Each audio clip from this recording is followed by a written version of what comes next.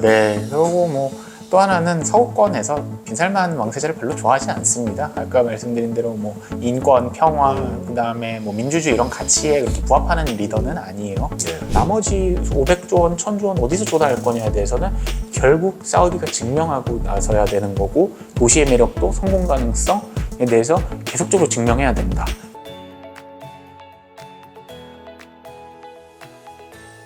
그러면 이제 앞으로 신재생 에너지가 여러 가지가 있잖아요. 풍력도 있고 태양광도 있고 이제 뭐 원자력도 있을 거고 여러 가지 있겠지만, 수소 경제 어떻게 보면 지금 이제 앞으로 다음 먹거리를 보고 있는데, 만약에 수소 경제가 대세가 안 되면 사우디도 갑자기 힘이 쫙 빠질 거 아니에요.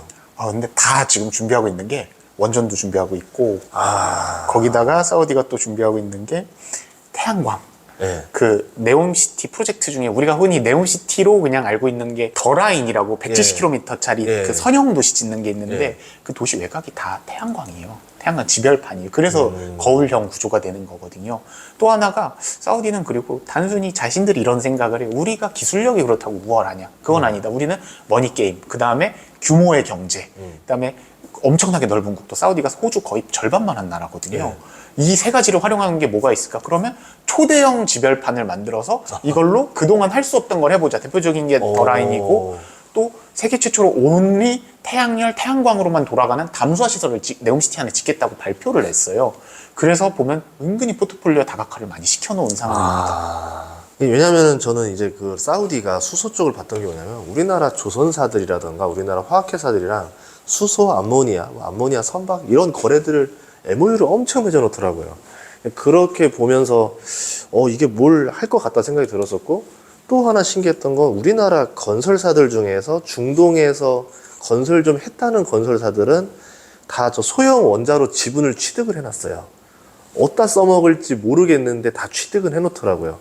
그러면 만약에 네옴시티 쪽에 이 소형 원자로부터 시작해서 뭐 이제 아까 말한 뭐 이런 것들이 다 들어가게 되면은 완전 친환경 도시로 탈바꿈이 되겠네요. 그렇죠. 원자로는 아마 지금까지는 계획이 아마 없을 겁니다. 왜냐면 지금까지 발표한 거에 원자력 관련된 없었어요. 건 없고, 제로 탄소나 완전 청정 에너지만 쓰겠다고 했는데, 사실 계획이 바뀔 수 있는 거고, 또 하나가 우리가 지금 한국 경제 관련해서 투자자분들이 보셔야 될 게, 지금 한국 석유화학공업이 정말 고속 성장을 했지 않습니까? 그게 어떤 거냐면, 이거 물론 원유야 미국, 러시아, 사우디 세 나라에서 제일 많이 나잖아요. 거기서 채굴된 원유를 갖다가 수입해서 가공해서 재수출하는 구조지 않습니까? 그러면서 우리가 밸류체인을 하나 자기 자리를 확고하게 잡았는데, 수소 중심 경제가 들어오게 되면 지금 아랍 쪽 국가들, 사우디뿐만이 아니라 오만이라든지 아니면 카타르라든지 이런 데도 지금 수소에 대한 투자 늘리면서 계속해서 플랜트 발주하고 있거든요.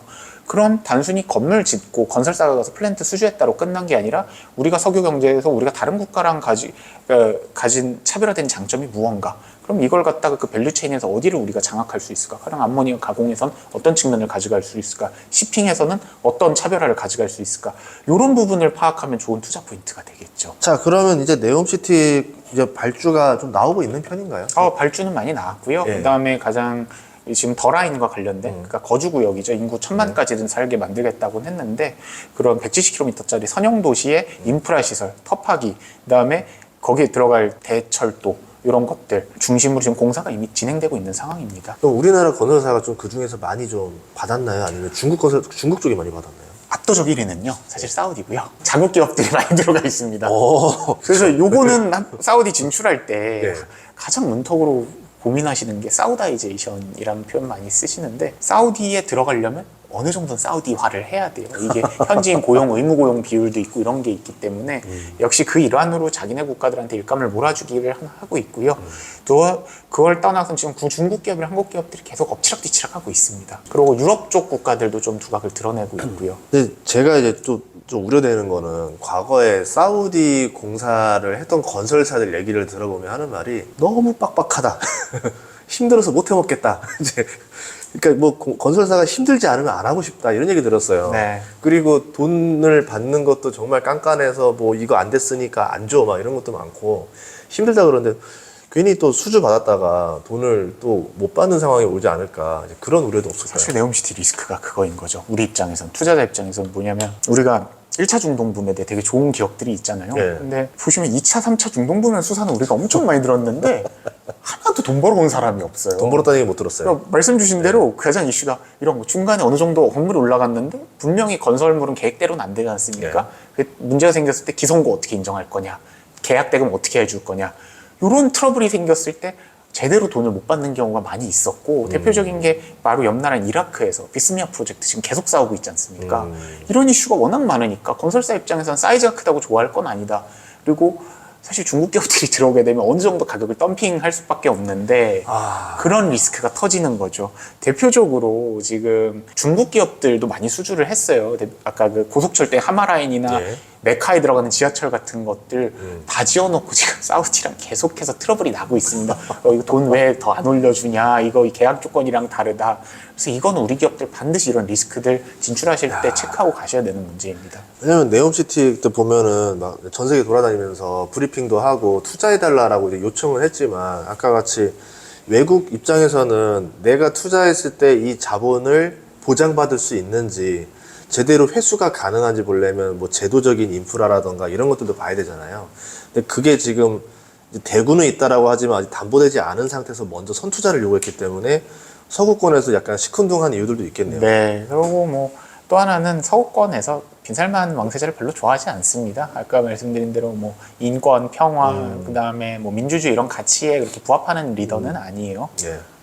그러면 이제 어쨌든 뭐 그럼 사우디 입장에서는 힘의 논리로 이제 네옴시 투자를 하게 만들어야 되니까 뭐 유가라든가 이런 게 높게 갈수록 투자를 받기도 유리해질 수 있을 거고 뭐 아까 같이 이런 좀 서구권과의 말이 먹히려면 유가가 높게 있어야 될 거 아니에요. 저유가면은 먹히지도 않을 거 아니에요. 그런 이슈들이 있습니다. 말씀 주신 대로. 알겠습니다.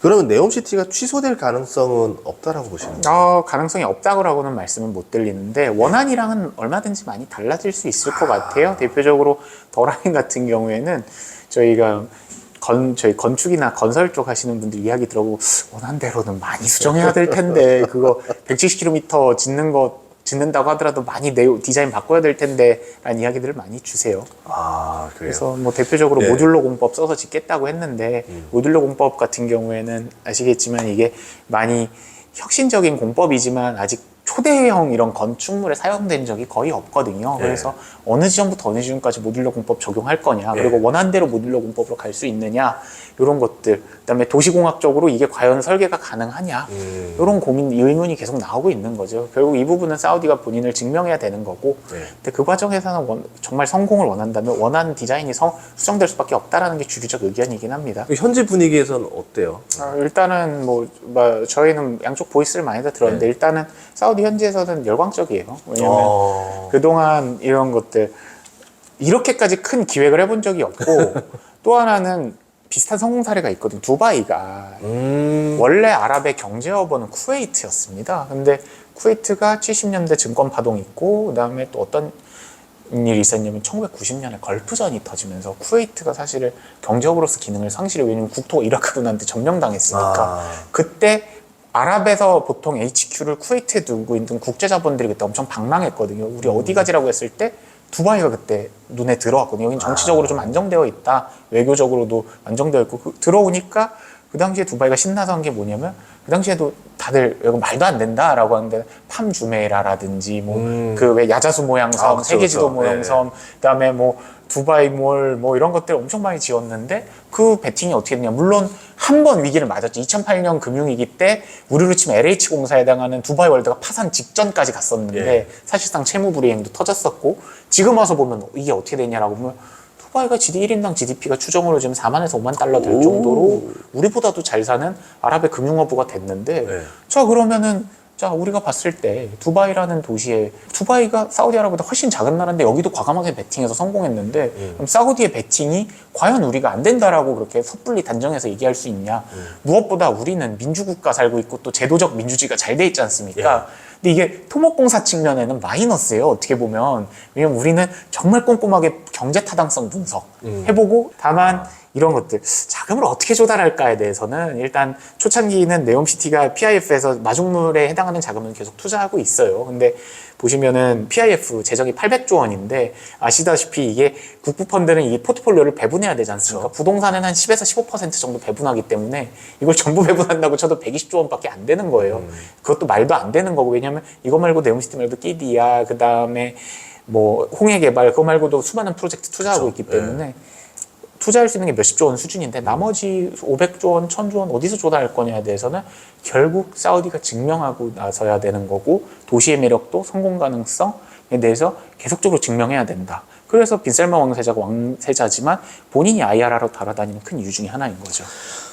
저는 그 대표적으로 그 관광 도시가 제일 넌센스인데요. 사우디는 술을 못 먹잖아요. 근데 관광 도시인데 술을 못 먹는 관광 도시. 상식적으로 이해가 안 가거든요.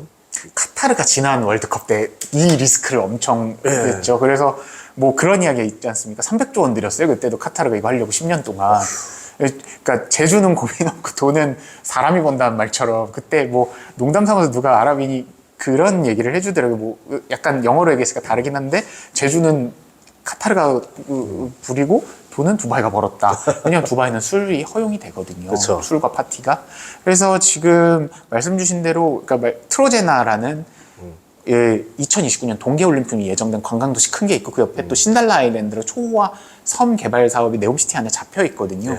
근데 여기서 이 술 없는 관광이 과연 가능할 거냐에 대한 의문점이 있어요. 그래서 2017년에 어떤 발표가 나갔냐면, 아마도 여기는 사우디 기존의 법권과 다른 치여법권지대를 가지 않을까라는 얘기를 했다가 2021년 네옴시티 주최 측이 그걸 부인을 했습니다. 근데 이거는 아까 서두에 말씀드렸지만 그들이 하는 말은 별로 보시지 말아라. 조금 더 봐라, 지켜봐라. 왜냐하면 아랍에미레이트가 얼마 전에 좀 충격적인 이야기를 한 게 카지노를 짓고 있습니다. 중국 자본 들어갔네요. 그 뭐 중국 자본이 들어갔을 수도 있고, 예. 이슬람 육법상 원래 카지노 못 하거든요. 안 되죠. 술도 허용된 나라잖아요. 예. 그러면 사실 네옴시티는 경제 패권을 두바이라든지 이런 데서 뺏어오는 프로젝트인데, 예. 여기 저쪽이 큰 선물 보따리를 더 어떻게 보면 잘 돌아가는 도시인데 열었는데, 그럼 여기는 뭘 할까라는 질문에 대한 답이 필요한 거죠. 그러니까 딱 제 법적으로 아예 딱 여기는 우리 사우디의 어떤 법이 통하지 않는 새로운 자유구역, 자유무역 지역이야. 그래서 새로운 법이 필요해. 라고 해줘야 어떻게 보면 사우디 입장에서 명분이 있잖아요. 네. 근데 그냥 여기를 그냥 하나의 그냥 그 관할 도시로 쳐버리면 아까 같이 법들이 다 적용돼 버리면서 되게 애매해질 것 같아요. 네. 그래서 그런 것들, 그런 사실상의 치유법권 지역 만드는 게 없으면 쉽지 않다. 그러니까 아랍 국가들, 이슬람 국가들의 세속화가 되게 여러 단계가 있어요. 예를 들어 이집트라든지 뭐 터키 같은 경우에는 많이 세속화가 된 국가거든요. 술도 팔고 우리가 술 사는데 별다른 문제가 없고, 아랍에미레이트 같은 경우에는 이런 세속화와 자신들이 이런 거 정체성 지키는 거에 균형점을 잘 잡았다. 뭐냐면 술을 팔 때 아무 데서나 파는 건 아니야, 아랍에미레이트는. 그럼 술 마시고 싶으면 어디로 가야 되나? 국가가 인정해준 상점에만 간다. 근데 카타르 같은 경우에는 경제 성장하면서도 본인들이 이런 거 거의 허용을 하지 않았거든요. 사우디 같은 경우에는 앞으로 이제 단순히 오일에 의존하는 국가에서 다각화된 산업 포트폴리오가 갖춰가려면 이런 것들 개혁 개방을 해야 되는데, 사실 빈살만 왕세자 지지율이 높이 나오는 게 실제로 많은 개혁 개방을 했거든요. 대표적으로 뭐냐면 사우디의 사회를 억압되게 만드는 가장 큰 요소 중에 하나가 CPV라는 조직, 종교경찰, 무타와라고도 하는데 이런 조직이 있었어요. 여기가 근데 사법경찰보다 더 센 종교경찰이었어요. 수사권 있고 구속, 체포권한까지 가진 경찰이었는데, 교민들한테 물어보면은 치를 떠세요. 예전 오래 살아보신 분들은. 왜냐하면 한국 분들 걸어가면은 막대기로 찌르는 거, 심지어 여자분들도 너 왜 바지 입고 나왔어? 이렇게 음란한 복장 입고 나와. 예를 들어 외국인이어도 상관이 없어요. 그래서 실제로 트러블이 매년 생겼고, 근데 더 무서운 건 이 사람이 수사권도 있었다. 수사권도 있어. 그래서 2000년에 어떤 트러블이 있었냐면, 여학교에서 불이 났어요. 네. 기숙사에서. 근데 도망가야 되잖아요. 갑자기 종교경찰이 출동해서 구조를 하는 게 아니라 문을 틀어보면 너네 들어가서 히잡 똑바로 쓰고 나와. 독장이 이게 뭐야? 왜 치마를 여기 이렇게 짧은 걸 입고 나왔어? 엄청 많이 학생들이 죽었습니다. 그래서 이 종교경찰 조직에 대해서 사우디 전반에서 엄청 반발이 있다가 빈살만 왕세자가 거의 정권 잡자마자 한 게 종교경찰 조직 사실상 힘 다 빼놓고 지금 없는 조직으로 만들어버렸다. 그만큼 원로들의 불만은 또 커질 거 아니에요. 있죠. 왜냐하면은 와하비즘이라고 하는데, 이 사우디아라비아 이슬람에는 4대 교파가 있습니다. 한발리, 하니피, 샤피, 말리키 4대 교파가 있는데, 이게 그 4대 교파 중에서도 한발리 교파라는 거를 사우디는 영향을 가장 많고 한발리 교파 중에 가장 원리주의에 가까운 교파가 와하비예요. 근데 와하비 운동과 사우디아라비아 건국 운동은 거의 궤를 같이 해요. 그런 이 와하비즘 운동이 특히 시골에는 엄청 많이 있습니다. 왜 우리도 지금이야 거의 없어지니 한 30년 전만 해도 시골 가면 엄청 유교적인 분위기에서 자랐잖아요. 한복 입고 다니는 동네 있었어요. 그렇죠. 네. 그다음에 남녀가 손만 잡고 다니는 어른들이 혼내고 그럼요. 바로 네. 그런 분위기가 아직 지방에 있기 때문에 아직 그게 끝난 것도 아니고 사실 영향력도 있다. 예를 들어 1979년에 바로 이런 이크완이라고 그러는데 지역의 종교적 민병대가 반란을 일으켜서 수백 명이 메카를 며칠 동안 점거한 사건도 있었습니다. 그렇기 때문에 이런 반발이 올라올 텐데 이 반발과 개혁 개방의 필요성을 어떻게 잘 상충시키냐, 선타기를 잘하는 게 사우디의 과제인 거죠. 그렇게 되면은 그런데 말씀하신 대로 사우디가 근본주의 이슬람 근본주의잖아요. 모두가 그렇다고 볼 수는 없고요. 그러니까. 와하비즘 영향이 근데 상당히 진짜 강한 나라 상당히 중에 하나입니다. 그러니까요. 이제 이거 얼마나 또 개혁 개방을 하느냐, 그러니까 결국 속도의 싸움일 것 같아요. 얼마나 이걸 부드럽게 천천히 바꿔 나갈 수 있느냐. 너무 급격하게 하면 또 탈날 수 있으니까. 맞습니다. 예, 그거에 따라서 될 수 있다. 네. 자, 그러면 좀 네옴시티 투자하기 전에 우리 투자자들이 좀 주의할 것들이 있을까요? 뭐 일단은 생각보다 일단 네옴시티 사우디 혹은 프로젝트 관련해서 제가 체결한 걸 제가 이 책을 쓰면서 한번 쭉 봤어요. 예. 실체 있는 것도 많은데 절반 정도는 실체가 없더라. 그래서 일단은 주가 부양 호재로 작년에 참 유용하게 쓰였던 키워드인데 그런 것들 참 조심하셔야 된다. 여기 계신 분들은. 그다음에 또 하나는 이런 것들 단순히 수주에서 끝나는 건 아니다. 왜냐면 인샬라라고 많이 얘기를 하는데 이게 신의 뜻대로라고 하는데 좋은 의미예요. 원래는 우리가 뭐 한낱 인간인데 우리가 잘 되기를 하느님한테 기도해보자, 기원해보자 이런 거였는데 이게 지금 악용되는 하는 사람들이 있는 거죠. 그래서 뭐 자기가 잘못해놓고 너 왜 이렇게 싸가 인샬라 뭐 내가 망쳐놨는데 근데 문제는 이게 계약 관계로 되면 골치 아파진다. 또 소송으로 넘어가도 현지가 아직 샤리아 법원 안에 있기 때문에 우리가 이걸 가지고 이야기하기가 참 힘들다. 바로 이런 것들. 그래서 이 MOU가 얼마나 실체가 있고 실제로 리스크가 얼마나 터질지를 꼼꼼하게 분석하실 필요가 있다라는 것들 일단 강조해서 말씀드리겠습니다. 오늘 덕분에 알려주셔가지고 뭐 진짜 중동에 대한 이해도도 넓어졌고 사우디 그 네옴시티 이제 이거 역사부터 시작해서 우리가 투자를 어떻게 해야 될지 주의할 점까지 알아볼 수 있는 정말 귀한 시간이었습니다. 네. 출연해주셔서 감사합니다. 감사합니다. 고맙습니다. 고맙습니다.